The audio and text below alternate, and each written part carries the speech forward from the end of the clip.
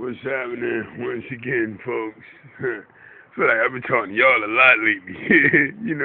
It's cool. I love to express myself, and I'm not quite talking to myself. I'm talking to y'all. Hold on, this thing recording? Yeah. Now, I just had to share a couple more things with y'all. Look how crazy this worked out. When I was reading my Bible and thinking to myself how I'll plan to fast tomorrow, I thought to myself, I need to make it a point to not smoke none of these tomorrow neither. If I'm fasting on this food and all that stuff, I need to fast on these cigarettes too because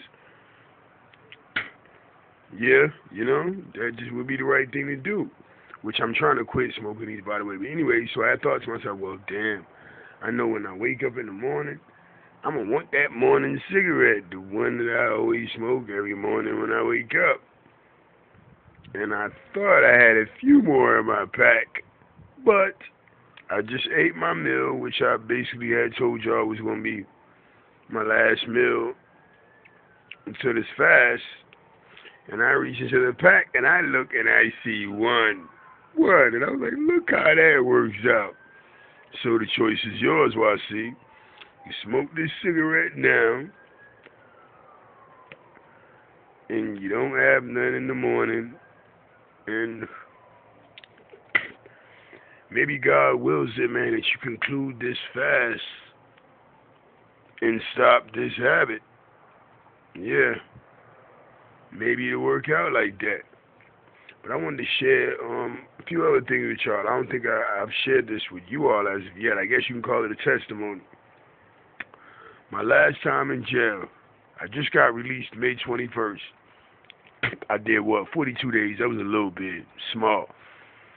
But it was crazy because when the police rolled up on me that night, I didn't really feel like I did nothing. Yeah, I had my blade on me and whatever, but he rolled up on me.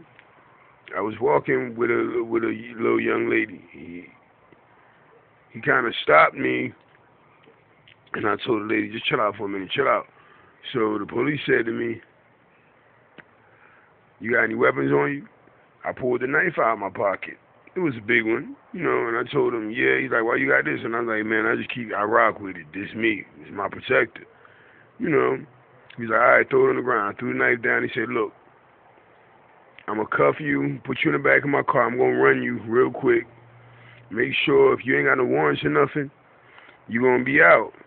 And I'm like, all right. Now, I noticed the young lady that I was with, she was like sitting down, a little panicked when she saw the cuffs go on me and me get put in the back of the car. She looked a little teary-eyed. So as the officer was running me, I noticed she got up and walked away. She got up and kind of walked off like she didn't know what else to do.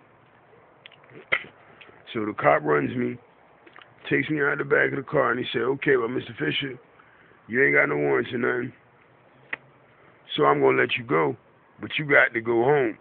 Now, me, being the G that I was or am, whatever, God-fearing, so yeah, I'm still a G.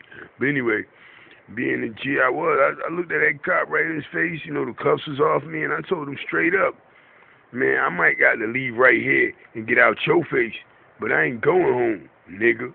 I'm about to go see what's up with that little lady right there, make sure she's all right. Then I'll go where then I'll go where the FF I want to go. And he said, oh, yeah? You think so? Slapped them cuffs on me. Threw me back in the car. He was like, I tell you what, you going to jail. Now, it was so crazy because I ain't gonna lie, I was cuffed in the back of the car. I started banging my head on the window right there. I'm banging my head on the window and thinking to myself, the devil has won.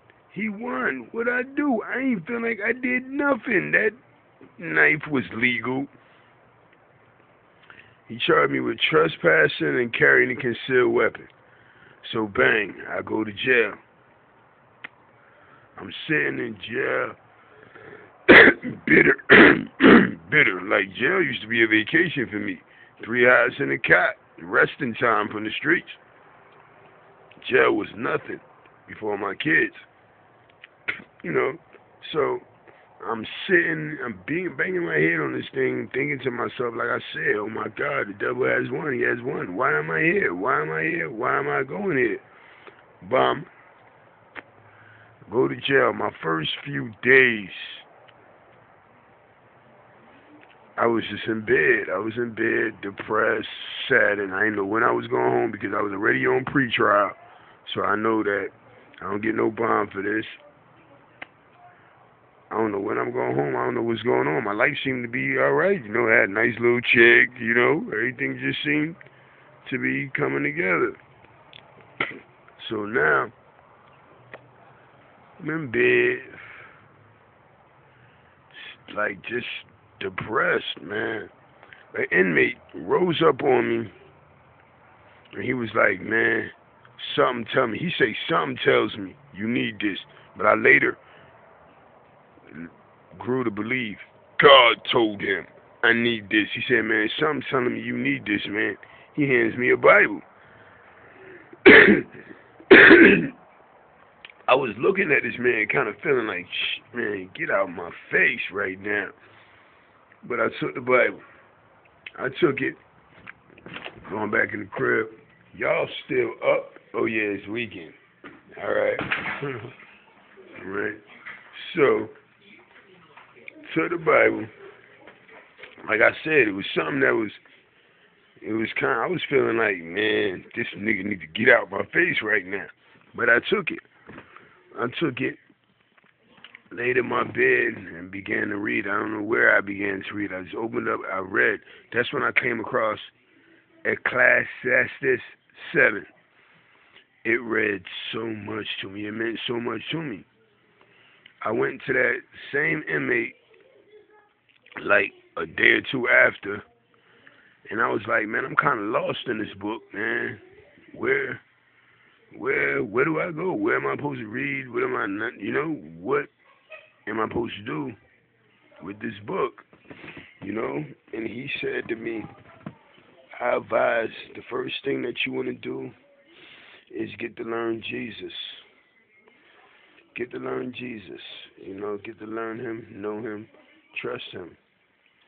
He broke it down to me like, man, Jesus is the middleman for you and God. Yep.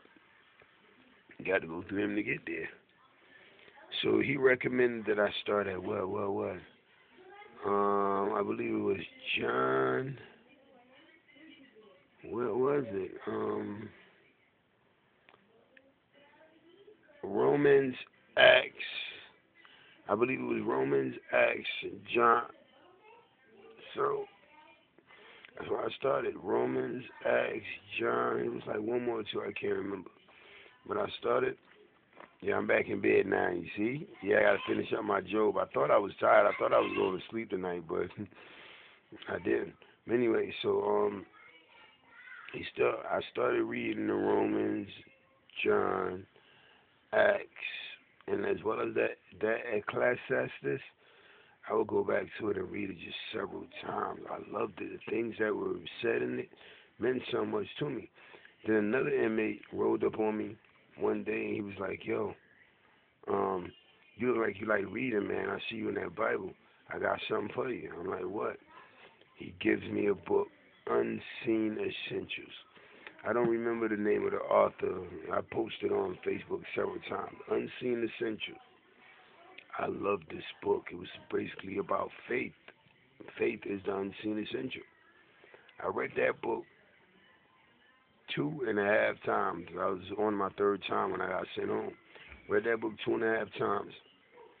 And the same inmate gave me the Bible, rolled back up on me. He was like, man, so how you doing in there? And I'm like, I'm all right. I'm reading. I'm all right. He said, look, he broke it down to me like, look, what you need to do, confess your sins, ask Christ for forgiveness, ask him for forgiveness, confess your sins, and continue this journey that you're on right now. And I'm like, all right, like I said, I was always a dude that prayed. I always prayed. Pray in the morning, pray at night, pray over every meal. So I took his advice, bowed my head, I confessed all my sins to the Lord, And I asked him to please forgive me, as well as I believe he recommended to me for me to ask him for the Holy Spirit to be within me. I did that too.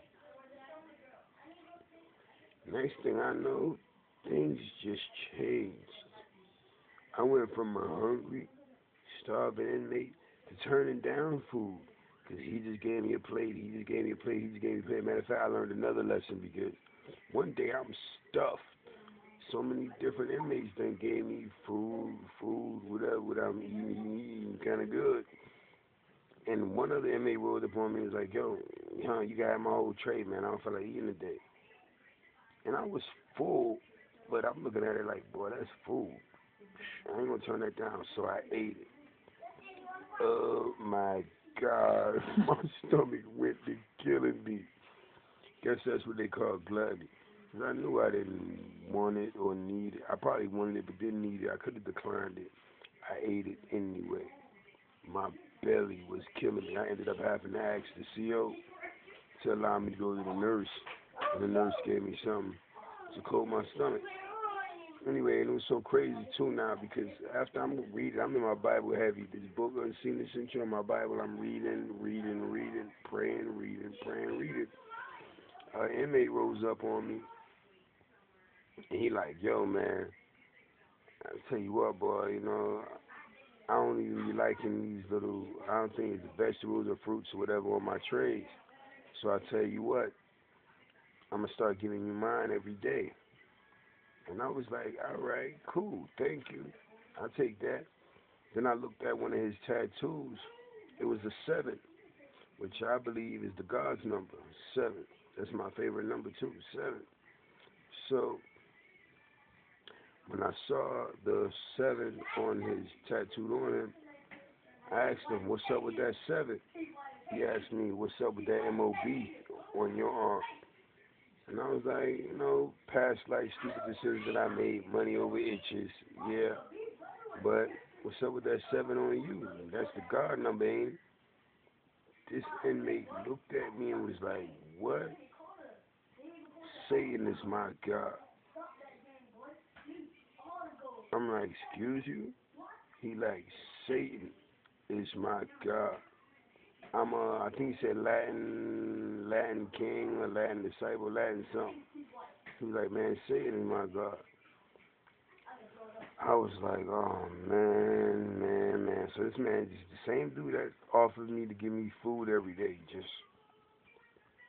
told me he worships the devil. That night, I bowed my head. I became instantly uncomfortable with him in my cell, him in the same unit, him in my cell. I bowed my head and I prayed, please, God, remove him. Because, I'm starting to get a little vibe in jail now with certain brothers that will come up to me because they see me reading so much. So we end up doing little fellowships together. Yeah, we did little fellowships together. There was, 2 Mason brothers that approached me and asked me how I felt about joining them or whatever. I had to let dudes know, number one, I've been presented that offer. When I was a trap boy, big dope boy, my big homie Cadillac came to me and tried, I guess you call it recruitment, as a Mason. I was going to do it. I was going to do it, but when I asked him, because I don't even know what I heard about, I asked him to tell me, what is it about? What is it about? He's like, man, I can't tell you all that right now. But all I could do is tell you, we your God. You got to pledge your life to us.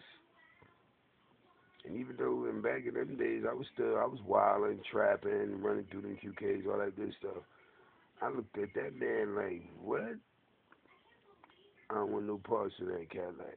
I mean, you can keep coming to for me and buying this weight that you've been doing. But as far as that Mason pledging my life to y'all, that y'all my God or whatever, I ain't with it.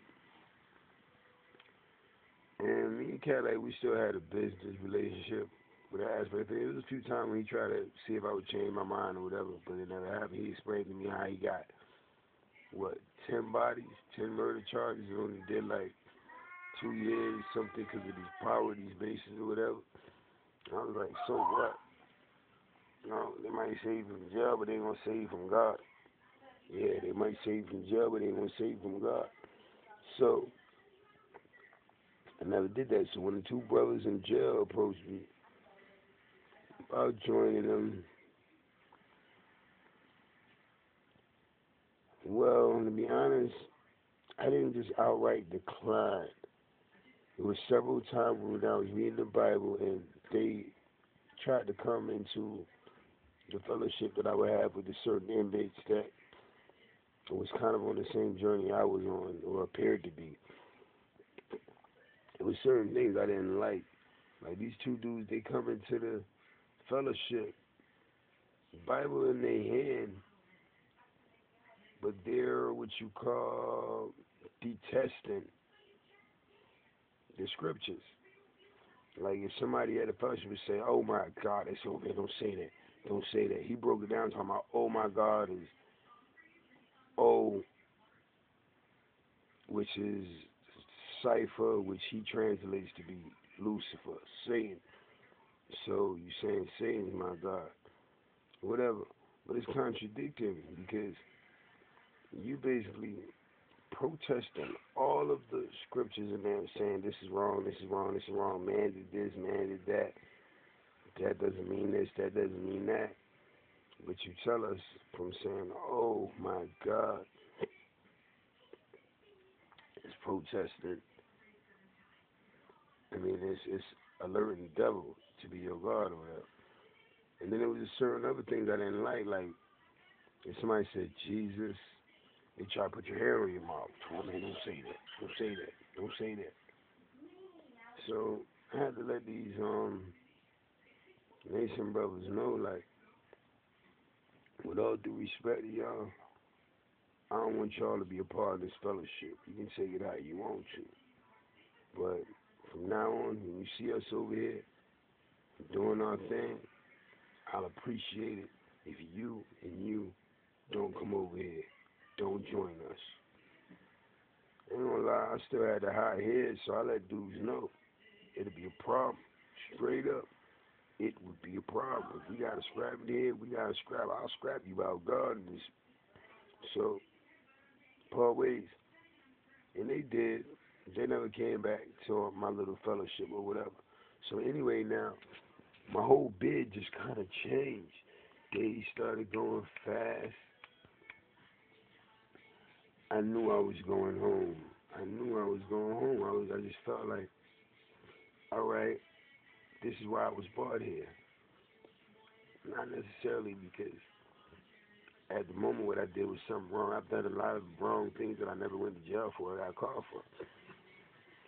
But this was God's way of isolating me. The young lady I was with, I was being used. Yeah, I was being used. I'm not going to detail all that. I was being used. But that Snapper Creek was great, if y'all know what I mean by Snapper Creek. Snapper Creek was great. And God pulled me out of the world that I knew for a moment to show me. Now, look, you ain't got no money. You ain't got no friends in here. All I had was this, the Bible, and Him. And like I said, just as I started making an effort to know Christ and live more for Him, everything just changed. I knew I was going home. When I say, I announced to my whole cell the morning I went to court, peace out, y'all. I'm out of here. God bless all of y'all, man. Get your mind right, people. Gone.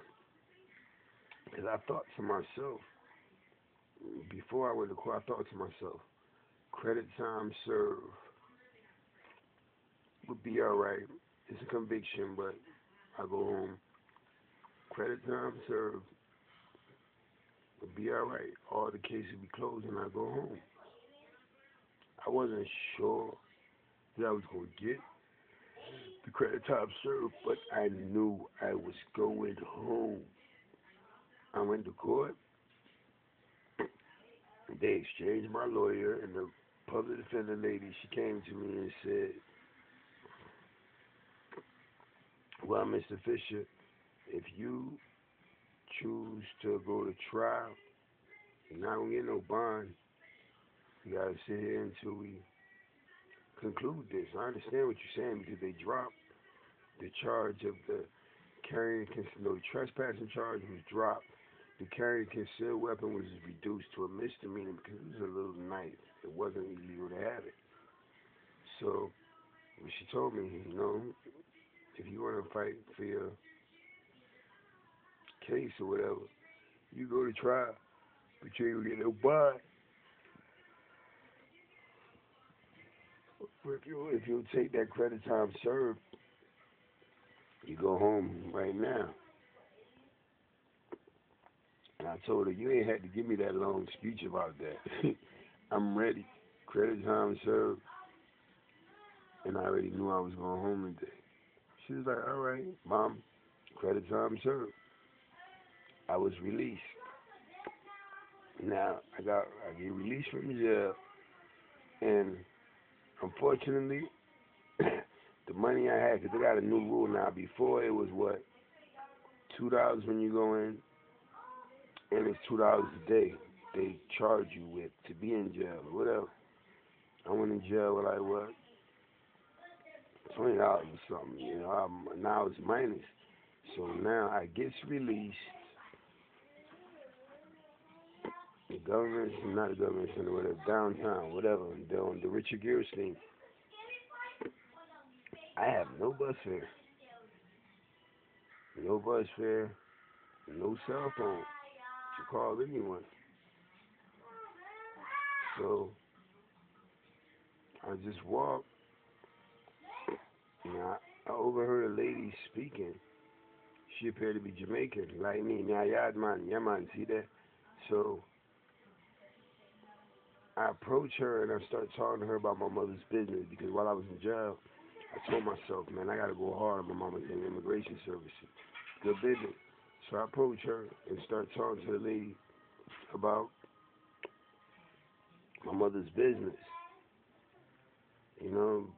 Probably because she was Jamaican and let me to speak to her, whatever. But anyway, so she like, oh, you just got released? I'm like, yeah, I'm going home right now. She like, well, she told me to speak to her. I think it was her daughter or something that was with her, and let her know that like jail ain't the place. So I told her daughter that jail ain't the place, baby. The relationship with God should be the main and best one you have. And when that was said and done, I tapped Mom and was like, I have a little delivery and the help with. She's like, what's up? Talk to me about it. What do you need? I'm like, man, I'm broke. Just got released and I don't even know how the hell I'm getting home. I could use some bus fare or something. She reaches in her pocket. Her daughter reaches in her pocket as well. I think I only took one of their money because they both, all I needed was what? $4 or something like that. The mama gave me like 4 or 5 and the daughter was pulling out money too. So I was like, nah, I just need the 4. I just need this 4. Thank y'all both. Cool. So Bomb held my bus there. Then that Sunday morning, I see my son getting up and I'm telling Quarain, come on, I need you to go to church with me. We're going to walk to the church right over here in the Heights. And he was like, well, Grandma's friend comes and she picks us up and takes us to church. I'm like, you think she'll take me too? He's like, mm-hmm. I'm like, ask her. Because with one of my mother's friends, I wasn't sure how she would see or take me because many of my mother's friends view me as just a bad dude. So Wayne asked her. She's like, yeah, come on, I come pick them up every Sunday. If you want me to pick you up, I pick you up too. So Bomb, we went to the Kendall Community Church of God. It was so crazy because I'm driving up there that morning, bringing them in the back. Rain and her son. Rain, I think Ken came too. Rain, Ken, and her son in the back. I'm in the front seat. This lady riding out to her gospel, jamming her little gospel, still recording. Yeah, so now I bows my head on the way there. I'm praying. I'm like, all right, God, I'm home now. And as you can see, I'm continuing this path to you, to get to know you, trust you, be faithful in you. But now, I need some new friends. I need some friends on the same path. This is not specifically the prayer, but this is specifically what I prayed for. I told him I need some new friends that's on the same journey. Alright? Bang. We get to church. My mom on the service, everything is over with. And I'm walking outside or whatever, and Miss Sandra, my mother's friend, grabbed me. I see you. Come here. I'm like, huh? She introduced me to Brother Joel. Bang. Yep. Brother Joel. Our Bible studies were held at Joel's house. Congregation getting a little thick now. And now we got a spot at Oak Kendall Community Church of God every Monday, Thursday from 8 p.m. till 87th Ave, Southwest 112th Street. Anyway, she introduced me to Joel. Me and Joel spoke. I don't think I had a cell phone on me or something like that. I spoke to him, and I'm like, well, the Bible study, I'm going to need a ride. He's like, no problem. I'll come get you. Man, he asked me where I lived. He's like, I'll come get you. Well, I happen to live like right around the corner from him. So, bomb. Yeah. Okay, hold on, baby, about that. All right. So, bomb. Hold on, let me grab this charger so it don't dance. Don't die. I'm about to wrap this up. So, anyway, now,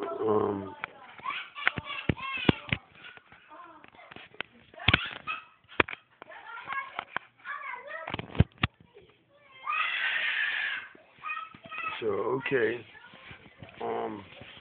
Joel starts picking me up every Monday, Thursday. The Bible study was cool because, like I said, everybody judges, so I can't say nobody don't judge me. Everybody judges some way, shape, form, or fashion. Everyone judges. But it didn't hold it, like, against me. That I was fresh out of jail, 31 convicted felon.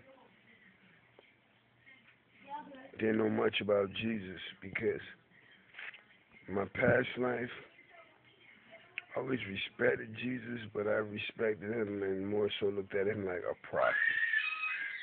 Like a prophet. The same way I looked at Haile Selassie when I was a Rasta man. I thought Haile Selassie was a prophet. Some people praise him like God, but I thought he was a prophet. But so yeah.